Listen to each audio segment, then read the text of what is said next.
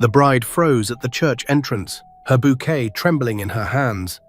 This should have been the happiest moment of her life. The white dress, the flowers, the music. Everyone waiting inside with smiles and cameras ready. But Faith could not take another step forward. Hello everyone, welcome to my channel. Please like, share and subscribe and let us know which part of the world you're watching this story from. Faith's eyes had found him in the crowd, a man in an expensive grey suit standing near the front row. His hair had touches of silver. His face looked calm and dignified as he laughed with other guests. To everyone else, he was just the groom's father who had flown in from abroad, a respected businessman, a stranger Faith was meeting for the first time. But Faith knew him differently. She knew the taste of the whiskey he drank. She knew the hotel rooms he preferred. She knew the exact amount of money he used to slip into envelopes after their nights together. And now, 4 years later, on her wedding day, she discovered the terrible truth. The man who used to pay her for her body was about to become her father-in-law. That man was supposed to be her father-in-law. The father of David, the man she was about to marry. The man she loved with all her heart. But Faith knew him as something else. Someone else. Someone from a past she had buried deep inside her soul. Her hands started shaking. The bouquet of white roses trembled in her grip. "Faith, are you okay?" her best friend Sarah whispered beside her. Sarah was her maid of honor, wearing a soft pink dress. Faith could not answer. Her throat felt tight. Her mind was spinning. How could this be happening? How could fate be so cruel? The man turned. For one terrible second, their eyes met across the room. Faith's breath stopped. Did he recognize her? Would he say something? Would he destroy everything right here, right now? But he just smiled politely and looked away, turning back to his conversation. Maybe he did not remember. Maybe she was just one of many girls to him. The thought made her feel sick and relieved at the same time. "Faith," Sarah touched her arm. "Everyone is waiting. Are you nervous?" I need a minute," Faith whispered. Before Sarah could respond, someone else appeared. It was David, her groom, her love. His face was glowing with happiness. His dark eyes sparkled with joy. He looked so handsome in his black suit with a white rose on his chest. "There's my beautiful bride," he said softly, taking her hand. His touch was warm and gentle. "I know I'm not supposed to see you before the wedding, but I couldn't wait. I had to tell you how lucky I am, how much I love you." Faith felt tears burning in her eyes. But they were not happy tears. "David, she started to say. "Shh," he smiled. "I know weddings are stressful. My mum has been driving everyone crazy with her planning, but in a few minutes it will just be you and me, husband and wife. Forever. Forever." The word echoed in Faith's mind like a curse. How could she have forever with David when his father knew her darkest secret? When his father was part of that secret? "Are you feeling okay?" "You look pale," David said, concern filling his voice. He touched her cheek gently. Just nervous," Faith managed to say. "Wedding jitters, you know." David laughed. "I understand. My hands are shaking too. See?" He held up his hand, and it was trembling slightly. "But we'll get through this together. Like we always do. Like we always will." He kissed her forehead and walked back inside the hall. Faith watched him go. Her heart was breaking into a million pieces. "I need to go to the bride's room," she told Sarah suddenly. "I need a moment. Please." "But Faith, the ceremony is about to start." "Please," Faith's voice cracked. Sarah looked worried but nodded. Okay. I'll tell them you need 5 minutes." Faith rushed down the hallway. Her heels clicked loudly on the marble floor. She found the small room they had prepared for her. She locked the door behind her and collapsed on the couch. The tears came then, hot and heavy. They poured down her cheeks and ruined her makeup. She did not care. Her mind went back to a time she tried so hard to forget. 4 years ago. Faith was 20 years old. She was studying medicine at college. Her dream was to become a doctor, to help people, to make her parents proud. Her family was not rich. Her father worked in a small shop. Her mother took care of the home. They saved every penny to send Faith to college. She was their hope, their pride, their only daughter. But then the fees increased. The college demanded more money. Her parents tried everything. They borrowed from relatives. They sold her mother's jewelry. But it was not enough. "I am sorry, my daughter," her father had said, his eyes filled with shame. "We cannot pay any more. You have to come home. Maybe you can work in the shop with me." "No," Faith had cried. "Please, Papa, I am so close. Just 2 more years. I will become a doctor. I will make you proud." "We have no money left," her mother said sadly. "What can we do?" Faith remembered sitting in her small dorm room that night. She was crying. Her dreams were dying. Everything she worked for was slipping away. Then her friend Maya came to her. Maya was also a medical student, but Maya always had money, nice clothes, expensive phone. Faith never understood how. "I know how you can get money," Maya had said quietly. "How?" Faith had asked desperately. "I will do anything. I will work anywhere." Maya sat down beside her. "There is a way. Other girls do it. Rich men, they pay girls like us. For company. For, you know." Faith's eyes had gone wide. "You mean—" "I am not saying it's perfect," Maya said quickly, "but it's fast money. Good money. Enough to pay your fees. And these men, they are clean. They are safe. They just want someone young and pretty to spend time with." "I cannot," Faith had whispered. "That is wrong. That is survival," Maya interrupted. "Look, I know it sounds bad. I thought the same thing at first, but then I tried it. Just once, and the money was enough for my entire semester. The man was nice. He took me to dinner. We talked, and then, well, it was quick, and then I left with enough money to continue my dreams." Faith had felt sick, but also curious, also desperate. "Just think about it," Maya had said. "I am going to the club tomorrow night. If you want to come, meet me at 10. That night, Faith could not sleep. She thought about her parents, about how hard they worked, about how they believed in her.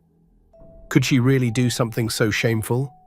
But then she thought about quitting college, about never becoming a doctor, about working in her father's shop for the rest of her life, about her dreams dying before they even had a chance to live.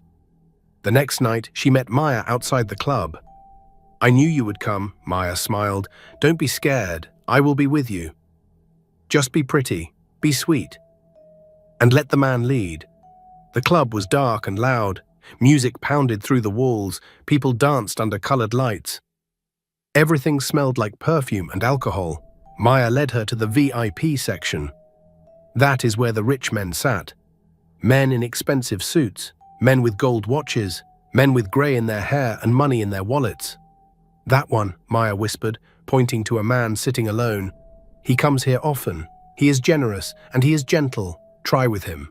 Faith looked at the man. He was older, maybe in his late 40s. He had kind eyes, a nice smile. He was drinking whiskey and looking bored. I don't know what to do," Faith said, her voice shaking. "Just go talk to him, smile, act interested. He will do the rest." Maya pushed her gently. Faith took a deep breath. She walked over to the man. Her legs felt like jelly. "Hi," she said softly, sitting down beside him. The man looked at her. His eyes brightened. "Well, hello there. I haven't seen you here before." It's my first time," Faith admitted. "Is it now?" The man smiled. "You look nervous." "A little," she said. "Don't be." "I'm Richard. What's your name?" "Faith." "Beautiful name. For a beautiful girl." Richard signaled the waiter. "What would you like to drink?" They talked for an hour. Richard was actually nice. He asked about her studies, about her dreams. He seemed genuinely interested. Faith almost forgot why she was there, but then Richard leaned close. "Would you like to go somewhere more private? I have a room upstairs. We can talk more comfortably." Faith's heart raced. This was it, the moment of choice. She thought about her college fees, about her parents, about her dreams. "Okay," she whispered. What happened in that room, Faith tried to forget. She closed her eyes. She pretended to be somewhere else. Richard was not rough, but it still felt wrong. It still felt like she was selling a piece of her soul. Afterward, Richard gave her an envelope. "You're a sweet girl, Faith. If you ever need anything, you know where to find me." Inside the envelope was more money than Faith had ever seen. Enough for her entire semester, maybe more. She went back to her dorm and cried, but the next day she paid her fees. She stayed in college. And the worst part? A month later, when the money ran out and the bills came again, she went back to that club, back to Richard, back to that room. It became a routine, once a month, sometimes twice. Richard always paid well. He even started to care about her in his own way. He asked about her grades. He celebrated when she passed her exams.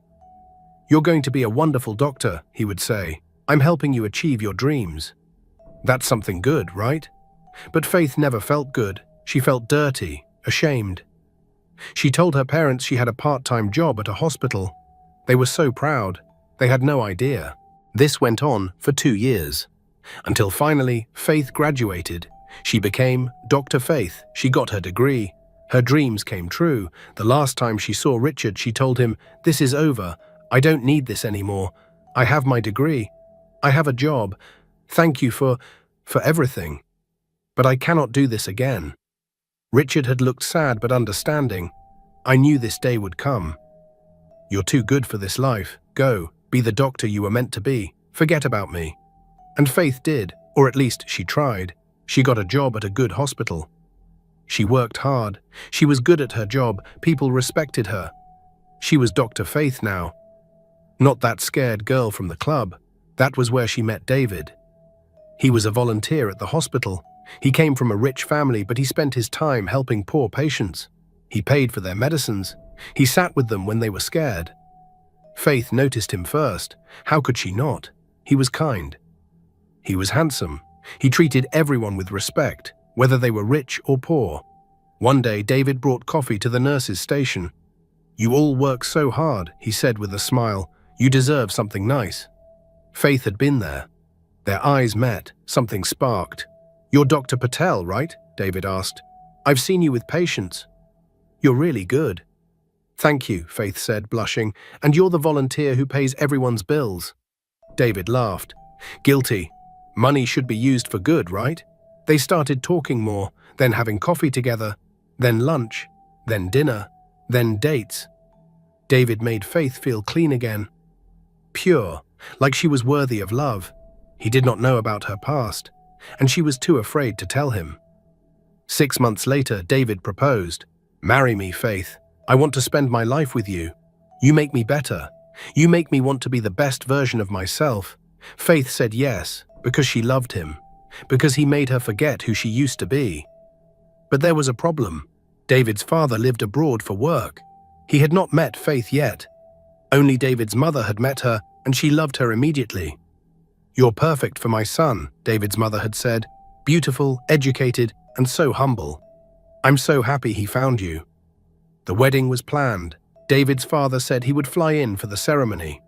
"I can't wait to meet the woman who stole my son's heart," he had said on the phone. And now, on her wedding day, Faith finally understood who David's father was. Richard, the man from the club, the man who paid her, the man she slept with for money. That man was her father-in-law, back in the present. Faith sat in the bride's room, her mind reeling from the memories. How could she marry David now? How could she look Richard in the eyes every holiday, every family dinner, every birthday? What if Richard told David? What if he did not, but held it over her head forever? What if David found out later and hated her for lying? There was a knock on the door. "Faith, it's time," Sarah called. "Everyone is waiting." Faith looked at herself in the mirror. Her makeup was ruined from crying. Her eyes were red. She looked like a mess. She quickly fixed her makeup. She took deep breaths. Maybe Richard did not remember her. Maybe it would be okay. Maybe she could pretend nothing was wrong and live with this secret forever. But could she? Could she really build her marriage on such a huge lie? Faith opened the door. Sarah was waiting with a worried expression. "Are you okay? Should I tell them you need more time?" "No," Faith said quietly. "Let's do this." They walked back to the hall. The music started playing. Everyone stood up and turned to look at her. Faith walked down the aisle slowly. Her father held her arm, smiling proudly. At the altar, David was waiting. His face lit up when he saw her. He mouthed the words, "I love you." Faith's eyes drifted to Richard. He was standing in the front row next to David's mother. He was smiling. But when his eyes met Faith's, the smile froze. His face went pale. He recognized her.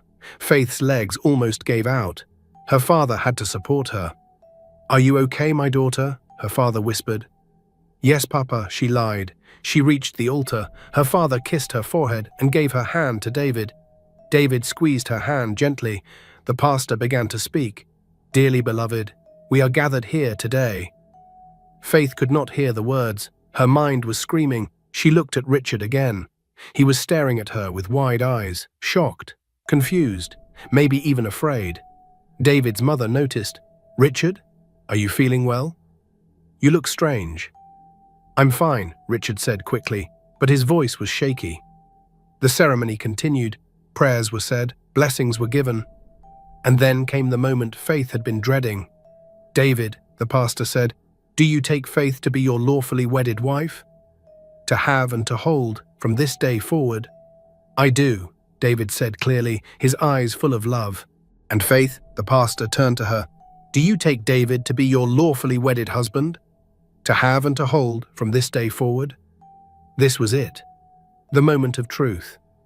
All she had to say was "I do," and it would be done. She would be married. The secret would be buried. Life would go on. But could she live with that secret? Could she look at David every day, knowing she lied to him? Could she sit at family dinners with Richard, knowing what they shared? "Faith," the pastor said again, "do you take David to be your husband?" The room was silent. Everyone was waiting. David was smiling, expecting her to say yes. Faith looked at David, at his kind face, at his loving eyes. He deserved the truth. He deserved better than lies. Then she looked at all the guests, at her parents, who looked so proud, at David's mother, who welcomed her so warmly, at Sarah, who was her best friend, and at Richard, who looked like he might collapse. Faith reached for the microphone stand next to the pastor. She pulled it closer. "Wait," she said. Her voice echoed through the speakers. Everyone looked confused. David's smile faded. "Faith, what are you doing?" he asked softly. "I'm sorry," she whispered to him. Then she spoke louder, to everyone. "I have something to say. Before I say I do, there is something you all need to know." "Faith, what is this?" David's mother asked, looking worried. Faith took a deep breath. Her hands were shaking so hard she almost dropped the microphone. "I built my relationship with David on a lie," she said, her voice cracked, "and I cannot build my marriage on a lie too." Gasps filled the room. People started whispering. David looked shocked. "What are you talking about?" he asked. "Let me finish," Faith said, tears streaming down her face. "Please, let me say it all." The room went silent again. All eyes were on her. "I come from a poor family," Faith began. "When I was in medical college, my parents could not afford the fees anymore. They told me to drop out. But I could not. I wanted to be a doctor so badly. It was my only dream." Her mother was crying now. Her father looked confused. "So I did something terrible," Faith continued. Her voice was shaking. "I did something I am so ashamed of. I needed money, fast money.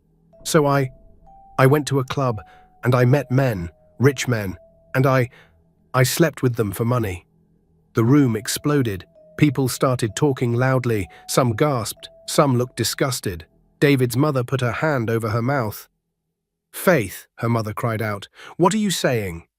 "I am saying the truth, Mama," Faith said, tears blurring her vision. "I did this for 2 years, until I graduated. I told you I had a job at the hospital. But I lied. I was selling myself to pay for college." Her father looked like someone had punched him. He sat down heavily in his chair. Faith looked at David. He was standing frozen. His face was pale, his eyes were filled with tears. "I am so sorry, David," she said, her voice breaking. "I should have told you. I wanted to tell you so many times.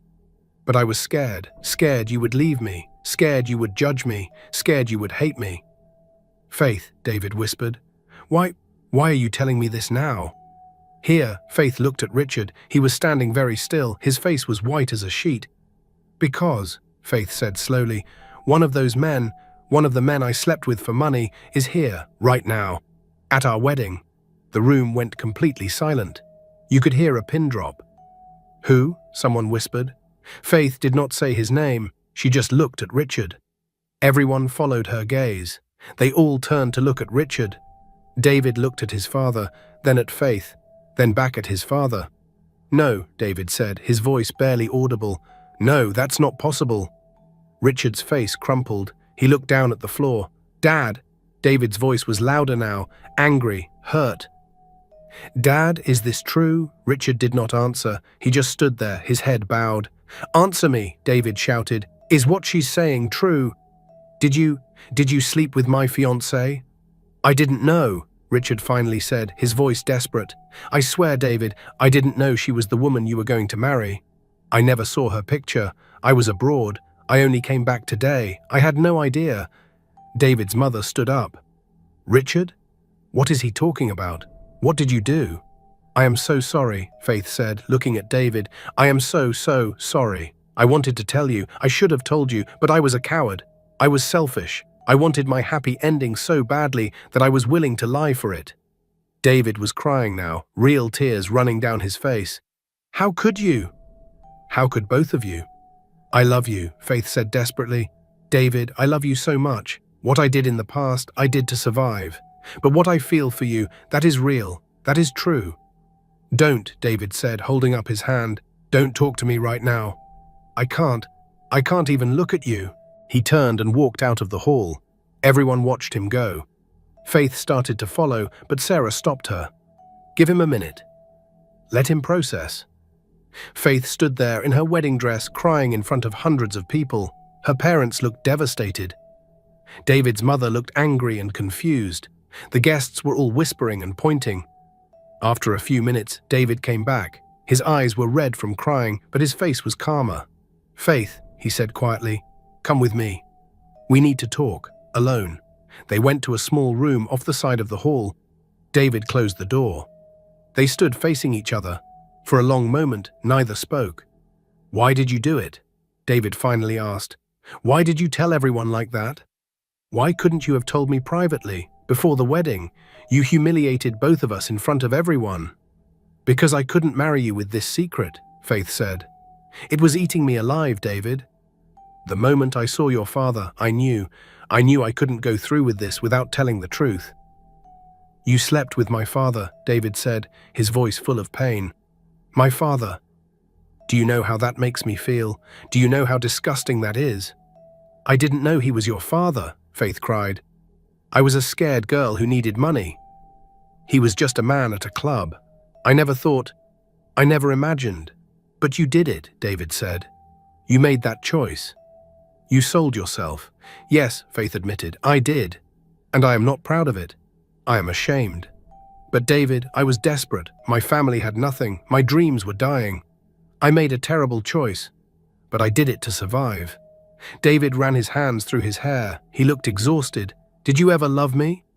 Or was I just another rich man you could use? No, Faith grabbed his hands. No, David, please don't think that. I love you.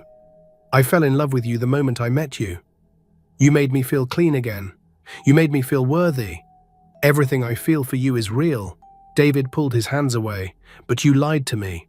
For months, you let me plan this wedding. You let me introduce you to my mother. You let me fall in love with you, all while hiding this huge secret. I know, Faith whispered. I am sorry. I am so sorry. They stood in silence for a while. Faith could hear people talking outside, probably gossiping about the scandal. I need to know something, David said finally. If my father wasn't here today, would you have ever told me? Faith thought about lying, but she had done enough of that. I don't know, she admitted. I wanted to tell you, but I was scared, so maybe not. David nodded slowly. At least you're honest now. Does that mean, Faith could barely speak, does that mean you hate me? That it's over? David looked at her, really looked at her tear-stained face, at her trembling hands, at her white wedding dress. I don't hate you, he said quietly. I'm angry. I'm hurt, I'm confused, but I don't hate you. Then what do we do? Faith asked. Do we cancel the wedding? Do we end everything? David was quiet for a long time. Faith waited, her heart pounding. When I fell in love with you, David said slowly, I fell in love with all of you. Not just the parts you showed me, but the whole you, the good and the bad, the past and the present. David, let me finish, he said. What you did, it was wrong. Lying to me was wrong. But I understand why you did it. I understand the pressure you were under, the desperation you felt, and I understand that you were trying to survive. Faith started crying again. I don't deserve you. Maybe not, David said with a sad smile. But you know what? I don't deserve a lot of things I have. I was born rich. I never had to struggle like you did. I never had to make impossible choices. So who am I to judge you? Are you saying... Faith could barely breathe. Are you saying you forgive me? David took her hands. I'm saying that I love you. And love means accepting all of someone, not just the perfect parts. Yes, you made mistakes. Yes, you lied. But you also worked incredibly hard. You became a doctor. You help people every day. You're kind and caring and good. That's the woman I fell in love with. And that's the woman I want to marry. Faith threw her arms around him. She sobbed into his shoulder. Thank you, she whispered. Thank you, thank you, thank you. David held her tight. But we need to talk about everything. Really talk. No more secrets, no more lies. Can you promise me that? I promise, Faith said. No more secrets, ever. They stood there for a moment, just holding each other. Then David pulled back. Come on, he said, wiping her tears. Let's go back out there. What are we going to tell everyone? Faith asked nervously. The truth, David said, that we love each other and that we're going to be okay. They walked back into the hall together. Everyone went quiet when they saw them. All eyes were on them. David took the microphone. I know what just happened was shocking for everyone. Trust me, it was shocking for me too. Some people laughed nervously, others just stared. But I want to say something, David continued. Faith made mistakes. She did things she's not proud of, but she did them to survive, to achieve her dreams. And you know what? She succeeded. She became a doctor.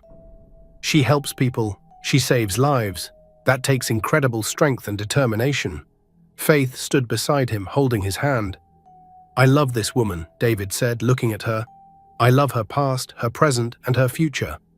And if she'll still have me, I want to marry her. Right here. Right now. The room erupted in whispers. Some people looked supportive. Others looked judgmental. But David did not care. So I'm asking you, Faith, David turned to her. Will you marry me? Knowing that I know everything, knowing that we'll face this together.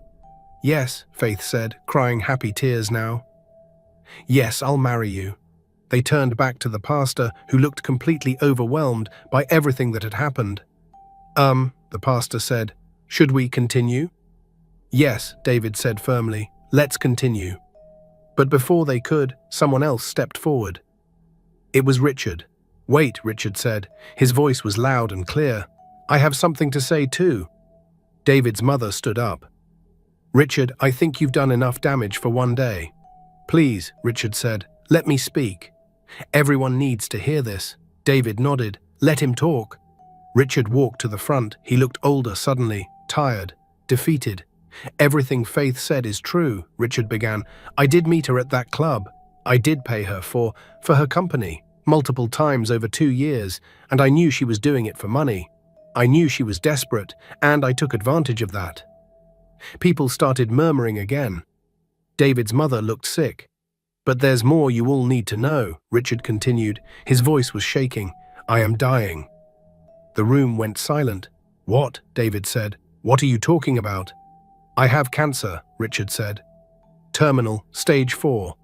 The doctors say I have 2 months left, maybe 3 if I'm lucky. David's mother gasped. Richard, number? Why didn't you tell us? Because I am a coward, Richard said simply. Because I didn't want to face what I'd done, what I'd become. He looked at the crowd. The truth is, my wife and I have not been in a real relationship for years, long before I even met Faith. We separated but never divorced because we didn't want to raise our children in a broken home. So we pretended. We lived separate lives under the same roof. David looked at his mother. Is this true, Mum? She nodded slowly, tears in her eyes. Yes. We thought we were protecting you and your brother.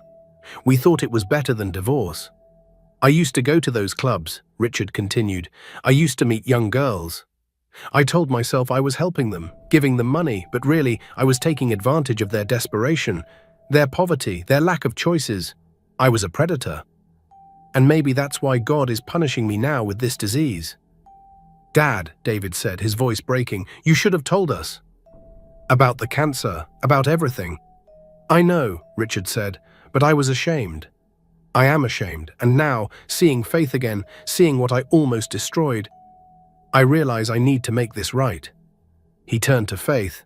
"I am sorry. I took advantage of you when you were vulnerable. I should have just given you the money. I should have helped you without asking for anything in return, but I didn't. I was selfish, and for that I am truly sorry."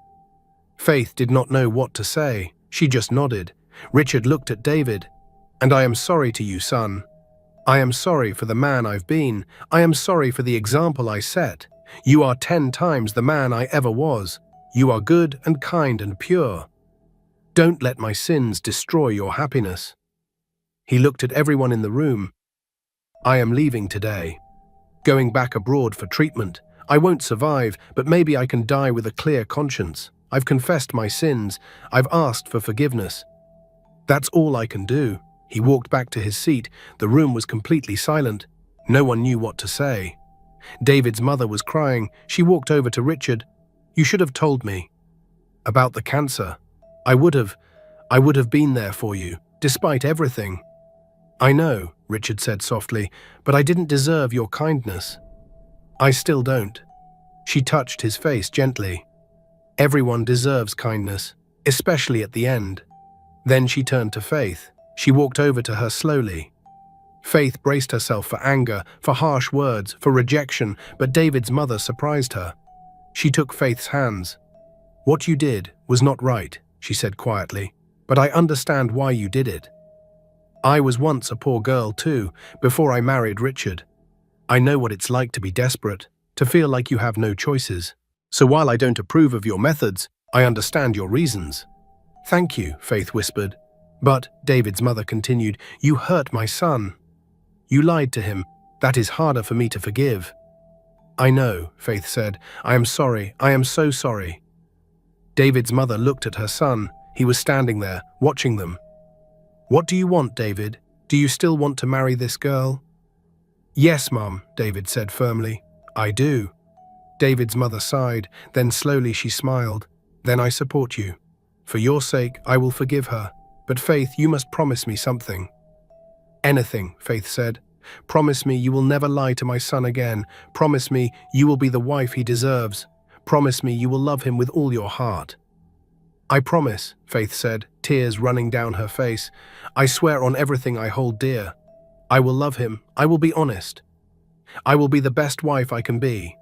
David's mother nodded, then she hugged Faith. It was not a warm hug, but it was something. It was a start. Faith's parents came forward too. Her mother was crying. Her father looked old and tired. "I am sorry, Papa," Faith said. "I am sorry I lied to you. I am sorry I brought shame to our family." Her father was quiet for a long moment. Then he spoke. "You did what you had to do to survive. I am angry that you lied, but I am also angry at myself. I failed you. I could not provide for you. I forced you into that situation." "No, Papa, it was not your fault." "Let me finish," he said firmly. "I failed as a father. But you did not fail as a daughter. You became a doctor, you made us proud, and now you found a good man who loves you despite everything. So no, I am not ashamed of you. I am proud of you." Faith hugged her father tightly. Her mother joined them. They stood there, a family crying and healing. The pastor cleared his throat. "So, should we continue with the ceremony?" Everyone looked at each other. Then, slowly, people started smiling. Some even laughed. "Yes," David said, taking Faith's hand again. "Yes, let's finish this. We've had enough drama for one day." People returned to their seats. The whispers slowly faded. Sarah fixed Faith's makeup again, whispering, "That was the bravest thing I've ever seen anyone do." Faith and David stood at the altar once more. This time, everything felt different. Lighter. There were no more secrets weighing them down, no more lies hiding in the shadows. The pastor smiled. Well, that was certainly the most eventful ceremony I've ever performed. But I think we can all agree that this marriage is starting on a foundation of truth. And that is a beautiful thing. He turned to David. David, do you take Faith to be your lawfully wedded wife, knowing everything you now know? To love her in sickness and in health, for richer or poorer, for better or worse, as long as you both shall live? David looked into Faith's eyes. I do. With all my heart, I do. And Faith, the pastor said, do you take David to be your lawfully wedded husband? To love him, honor him, and cherish him as long as you both shall live? Faith's voice was strong and clear. I do. Then by the power vested in me, I now pronounce you husband and wife. David, you may kiss your bride. David pulled Faith close. He kissed her softly, gently, full of love and promise. The room erupted in applause. Some people were crying happy tears. Others were smiling. Even those who had looked judgmental before seemed moved by the moment. When they pulled apart, David whispered in Faith's ear, "We're going to be okay. I promise." "I know," Faith whispered back. "We're going to be more than okay." They turned to face their guests. "Ladies and gentlemen," the pastor announced, "I present to you Mr. and Mrs. David Morrison." More applause, more cheers. The music started playing. David and Faith walked down the aisle together as husband and wife. At the reception, people were celebrating, dancing, eating, drinking. This was a wedding that had been saved by the truth. David's best friend gave a toast. "I've known David my whole life, and I've never seen him happier than he is with Faith. What we witnessed today was not a scandal. It was bravery. It was love. It was two people choosing each other despite everything." People raised their glasses to David and Faith. Later, David found Richard outside, sitting alone on a bench. The sun was setting. "Dad," David said, sitting down beside him. "Son," Richard replied, "you should be with your bride. Not out here with me." "I needed to talk to you," David said, "before you leave." Richard nodded. "I understand if you hate me. What I did, it was unforgivable."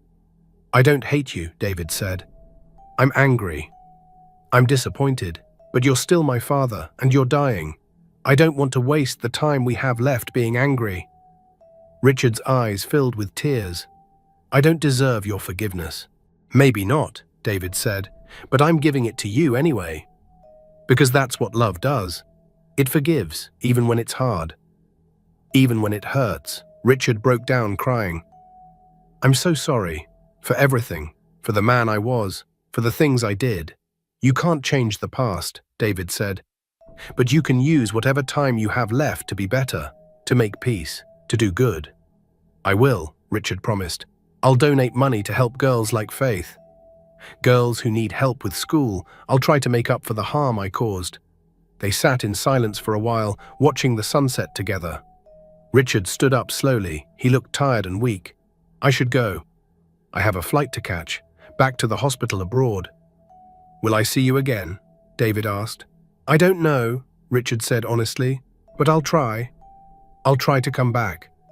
David hugged his father. "I love you, Dad. Despite everything, I love you." "I love you too, son," Richard whispered. Richard went inside to say goodbye to his wife. Then he came to Faith. "I don't expect you to forgive me," he said quietly, "but you are going to be happy. You deserve to be happy. Don't let my mistakes haunt you. Don't let shame follow you. Live your life without regret." Faith nodded. "Thank you. I hope you find peace." "So do I," Richard said with a sad smile. Then he left. He walked out of the reception hall, got into a car, and drove away. David came up behind Faith and wrapped his arms around her waist. "Are you okay?" "Yeah," Faith said. "I think I am." The rest of the reception went smoothly. People danced, the cake was cut. As the night went on, people forgot about the scandal. They focused on the love. Later, in the car driving to their honeymoon hotel, Faith turned to David. "Do you really think we'll be okay?" David took her hand. "I think we'll be better than okay. We started our marriage with complete honesty. No secrets, no lies." "I love you," Faith said, "so much." "I love you too," David replied. "And I'm proud of you. What you did today took incredible courage. I was so scared. Faith confessed. I thought I was going to lose you. You could never lose me, David said. I'm yours. Forever. They arrived at the hotel. It was beautiful, overlooking the ocean. The room was decorated with flowers and candles. As they stood on the balcony, looking at the stars, Faith felt peace. True, deep peace. What are you thinking about? David asked.